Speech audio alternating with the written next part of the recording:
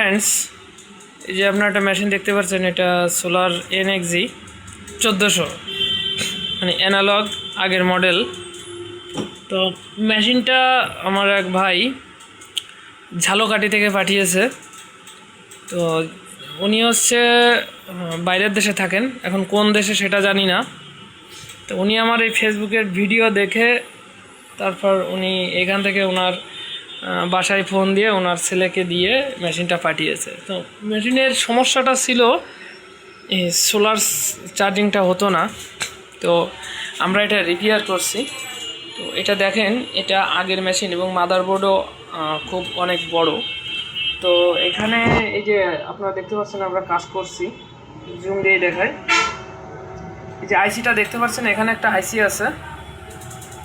সেই আইসিটা আমরা এখান থেকে চেঞ্জ করেছি। চেঞ্জ করার পরে এটা ঠিক হয়েছে। এবং আপনাদেরকে আমি একটু এম্পিয়ারও দেখাই যে এখানে চার্জ হচ্ছে। এই যে আমার এখানে দেখেন 2 এম্পিয়ারের মতো চার্জ হচ্ছে।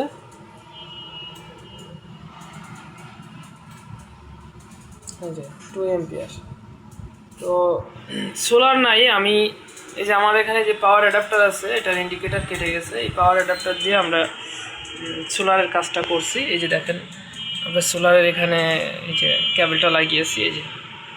এই যে কেবলটা লাগিয়ে এটা জাস্ট টেস্ট করছি। তো আমার এখানে এই পাওয়ারটাই ধরেন পাওয়ারটা আছে আপনার 2 এম্পিয়ার 3 এম্পিয়ারের কাছাকাছি এটা আর কি।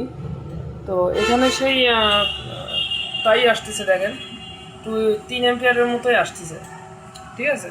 তো এটা আছে PWM টেকনোলজি, এটা কিন্তু MPPT না। যেহেতু PWM বলে, এখানে আমার এই অ্যাডাপ্টারটা দেখেন, আমি আপনাদেরকে একটু দেখাই। অ্যাডাপ্টারটা লেখাই আছে, এই যে দেখেন 3 এম্পিয়ার,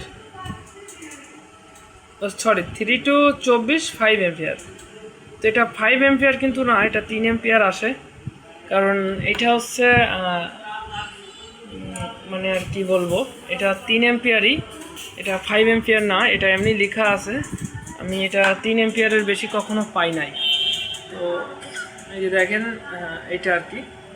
তো PWM এ তো বুস্ট করবে না। যদি MPPT হতো তাহলে এখানে আপনার 2 এম্পিয়ারের জায়গায় এখানে প্রায় 5 এম্পিয়ার বা 4.5 এম্পিয়ার আসতো, ডাবল বুস্টিং করতো। তো সেহেতু এটা হচ্ছে ব্যাপার।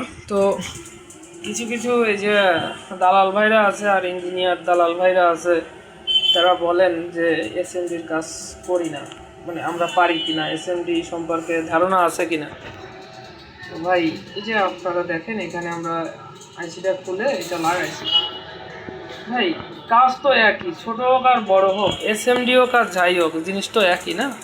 তো যারা পারে তারা করে। তো হাও এ নিয়ে আপনাদের মতো মূর্খদের সাথে, বলদের সাথে আমি মানে তর্ক করতে চাই না। কারণ এই যে আমি এটা লাগাই দিছি, এটা টিকবে কি না টিকবে আমি নিজেও বলতে পারবো না। কারণ SMD মানেই খারাপ, SMD বলতেই খারাপ, বিশেষ করে হাই ভোল্টেজের ক্ষেত্রে।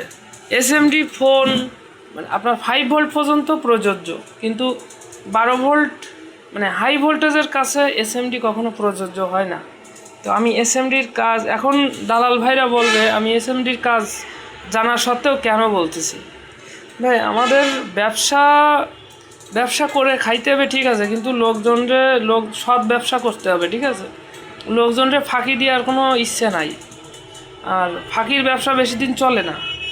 তো আমার উদ্দেশ্য হচ্ছে আমার এই যে ভিডিও করা, আমার এই ভিডিওতে কিছু ইনকাম হবে, আমি মনিটাইজেশন পাইলে, আর সাথে মানুষকে সতর্ক করে দেওয়া, এইটাই হচ্ছে কাজ। হ্যাঁ, এই জিনিসগুলো মানুষ যত কিনবে তত আমাদেরই লাভ। হিসেব অনুযায়ী কেমন লাভ?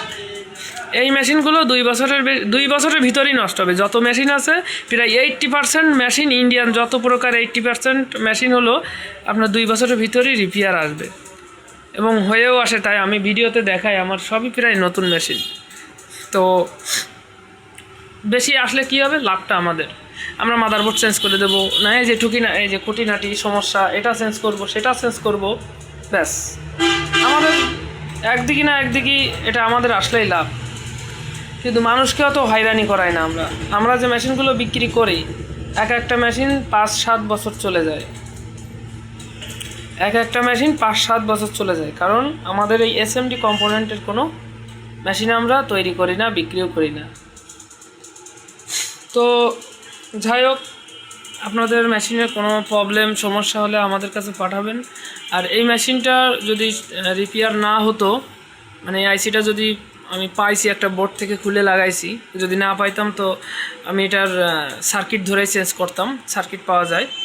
তো যাদের এই সার্কিট প্রয়োজন অ্যাভেলেবেল আছে, আপনারা লাগলে নিতে পারেন। তো আজকের ভিডিও এই পর্যন্ত, সবাই ভালো থাকবেন।